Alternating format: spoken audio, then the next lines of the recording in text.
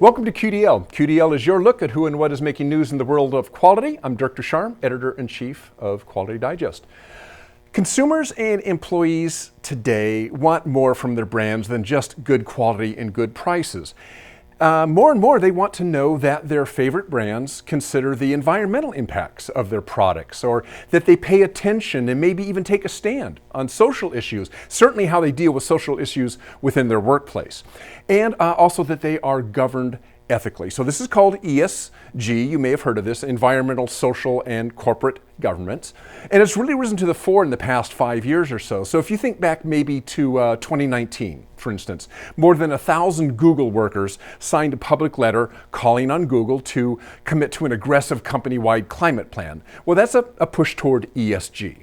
Or when companies recently have spoken out on LGBTQ rights, mask mandates, Black Lives Matter, that sort of thing, that is also a form of ESG. And ESG is becoming more and more important consideration for investors as well. It's considered less of a risk if a company has a good ESG score. So it's really coming to the fore now.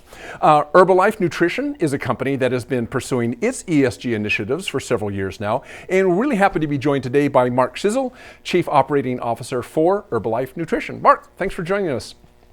Thank you, Dirk. It's a pleasure to be with you and talk about ESG today. Thanks for having me. Sure, no problem. So just briefly, I kind of introduced it there, but how would you describe ESG?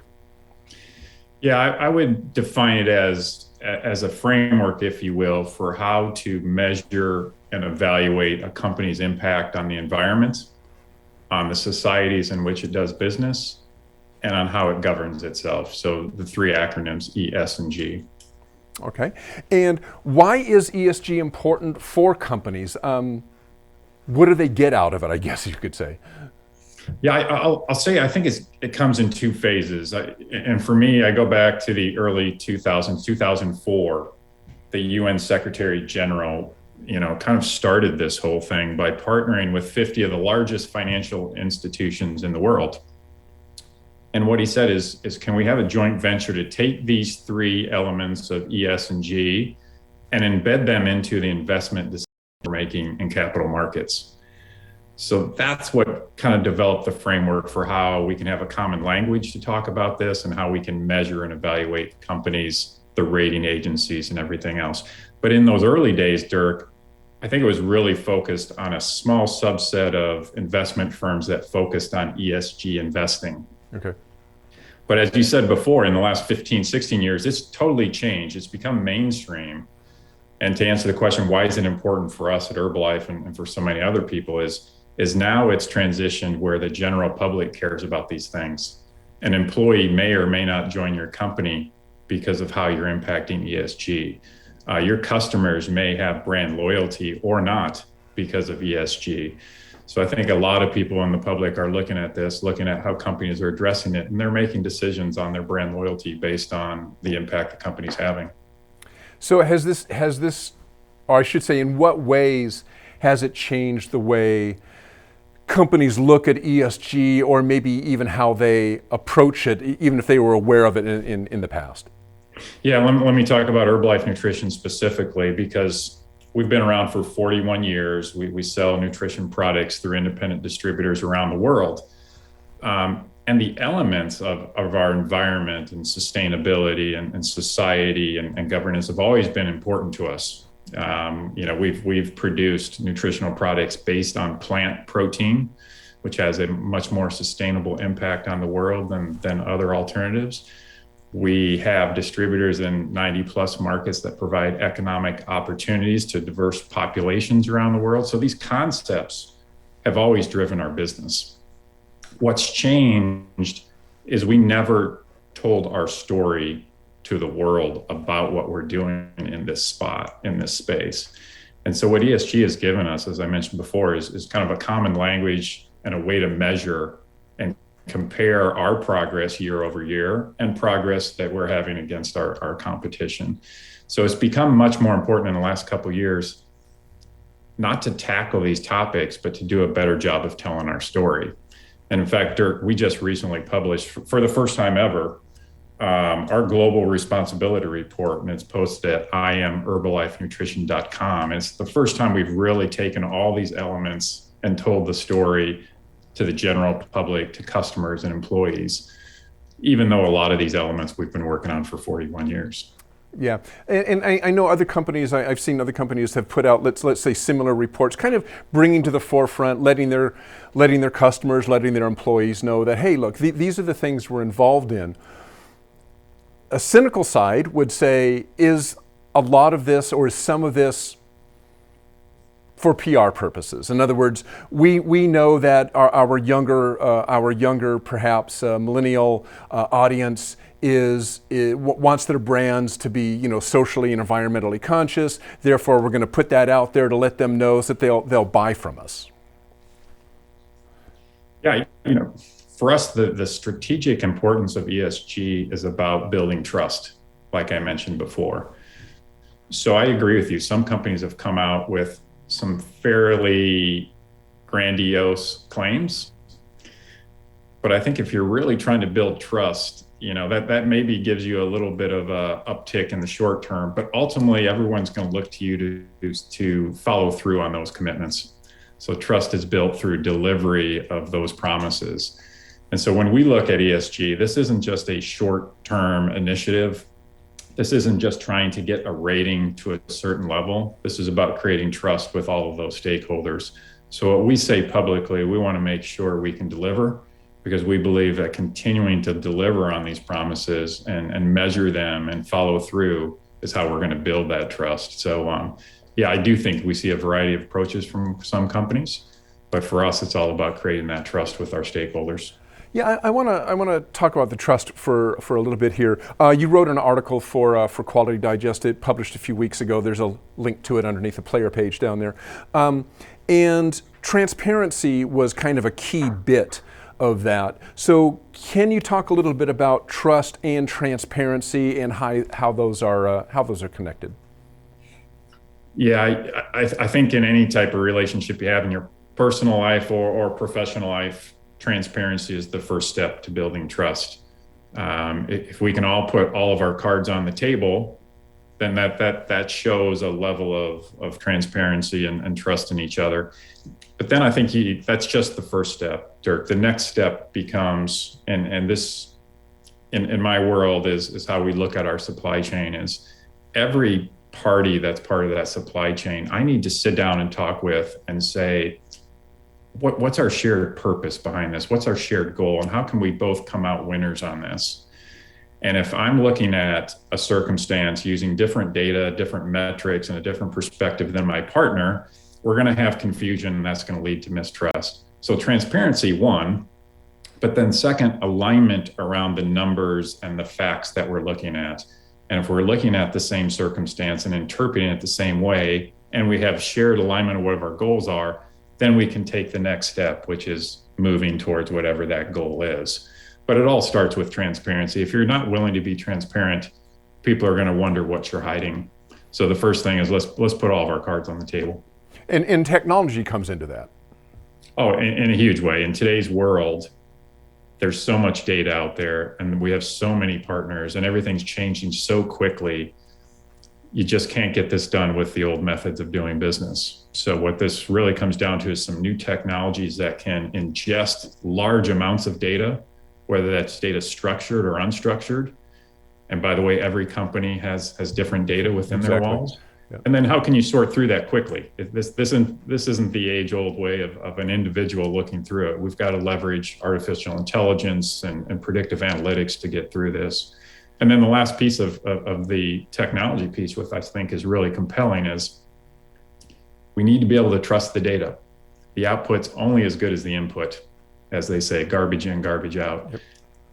Technology like blockchain allows us all to trust the data and the transaction as it moves through the supply chain. And that's critical so that we can both trust that data and then act on it. Where are we at? Because I think you mentioned it in your article, is where is the consumer at in terms of being able to, I don't know, scan a barcode on an Herbalife product, let's say, and have all the information on the supply chain and where these where these ingredients came from, and what kind of labor practices and all that. Are we there yet, or is that still something that we're heading toward? No, I think we're getting there. In fact, at Herbalife Nutrition, we're working on exactly that concept where whenever you buy something from us, by scanning that QR code, you can get all sorts of information from the origin of the ingredients, through the manufacturing of that product, through the bottling and the distribution. But in order to do that requires, Dirk, the elements we talked about before. I've got to be able to have full transparency, not just to what happens within Herbalife's walls, but every partner in my supply chain, every transportation company that touches that product, everyone that provided raw materials. So that's a huge number of companies that need to collaborate, work together, provide that transparency, verify the data along the way. And that's why the key to this thing, to me, becomes supplier collaboration within your supply chain network. Without that, you're only telling part of the story. Well, and I was going to say, as far as the supply chain collaboration, is that difficult? And I guess what I'm thinking is, some suppliers, you ask for transparency into what they're doing, they may not want to do that. So do they simply get dropped as a supplier, or do you just try to work with them and kind of massage things a little bit so you get to that point? Yeah, we started, our supplier collaboration started, as I mentioned before, was sitting down with each and every partner and trying to align on what the goals are. And you're right, everyone comes from a different position, but the mindset has to start that we're going to help each other, that we can't be successful without each other. So this isn't me dictating to my suppliers how they're going to operate to service me. This has got to be a win-win between us. We have found through our ESG efforts, when you have that type of partnership, you also get these ancillary benefits of, we've found ways to prevent disruptions to our supply chain. We've found better ways to innovate. So that collaboration and that sharing of data and that trust in that data, it's blossomed into many other benefits well beyond just the ESG scores and improvements in that area.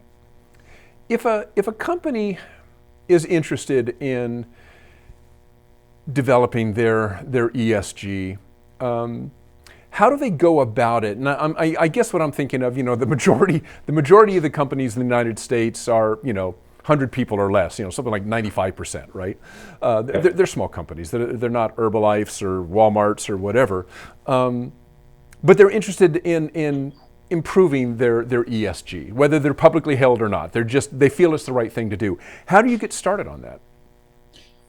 Yeah, it's such a huge amount of scope. It's a great question. I think it starts with, why are you doing it? And being honest with what you're trying to accomplish. Are you trying to get to a certain rating? Are you trying to attract certain investors? Are you trying to build loyalty in your brand? What's the why? And like a lot of what we do with strategy, it has to start with the why. But then I think, Dirk, looking at your specific company and saying, what are our unique capabilities? For instance, at Herbalife, we've got two really unique capabilities. We started 12 years ago what we call seed to feed, which is the vertical integration of our supply chain. That gives us the ability to react and make changes quickly. And in ESG world, that's proved to be really valuable. And we also have a network of thousands of distributors in their local communities. And so when you look at sustainability and trying to get the full life cycle of a product and all the activities, they become a key part of the grassroots activity. So what's unique capabilities you have? And then what are your priorities you're going to go after? At Herbalife, we have a lot of priorities around the diversity of our company, around the sustainability of our ingredients and how we bring product to market. But there's other companies where their use of water might be a bigger priority than it is with Herbalife or other factors. So I think prioritizing what you're going after. And then the final step, we talked about it earlier, Dirk, is none of this works unless you have the entire supply chain you're working with working as a unit, as one team. So that supplier collaboration program is fundamental to every step you're going to take in this. And I would guess also that this can't be just, how would I want to say this, buzzword at top management. I would imagine that an ESG program can't survive unless from the CEO on down, it really is part of something that they really care about. I mean, they really care about the environment. They really care about social issues. They really care about, ethical governance. And if you don't really have that, then I would assume that it's going to kind of die on the vine. 100% agree. I would like to think that maybe there's one silver bullet or two that is going to fix everything, but I don't really think that's the case. I think this is going to be all of us doing a bunch of small things where the cumulative impact is extremely large. And so if that's how we're going to solve it, it requires everyone participating. In fact, the way we've structured our ESG internally, Dirk, is certainly we've got some specialists that are leading this, but the key all the way from a board, which has created a new ESG committee, one of only 4 committees we have on the board of directors, all the way through the organization, everyone is spending some time on ESG. It's not just an isolated group. It's not an ancillary function. It's got to change how we're doing business. And that's a scary thing, right? Anytime you have change and a new way of doing things, it doesn't happen overnight.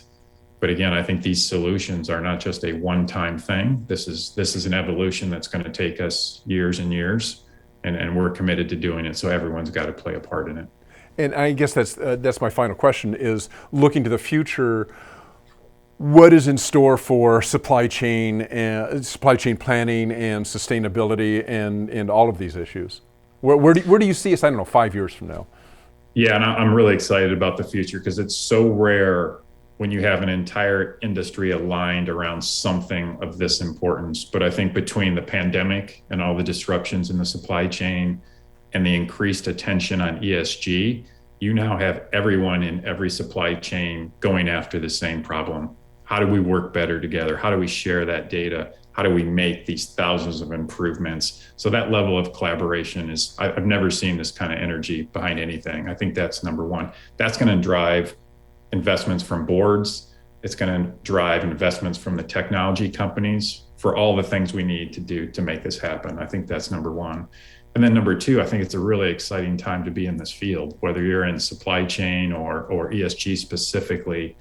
There's so many opportunities here. The skill set we need from people to be able to handle all of this data, to be able to handle relationships with multiple suppliers within a supply chain network. It's a really exciting area.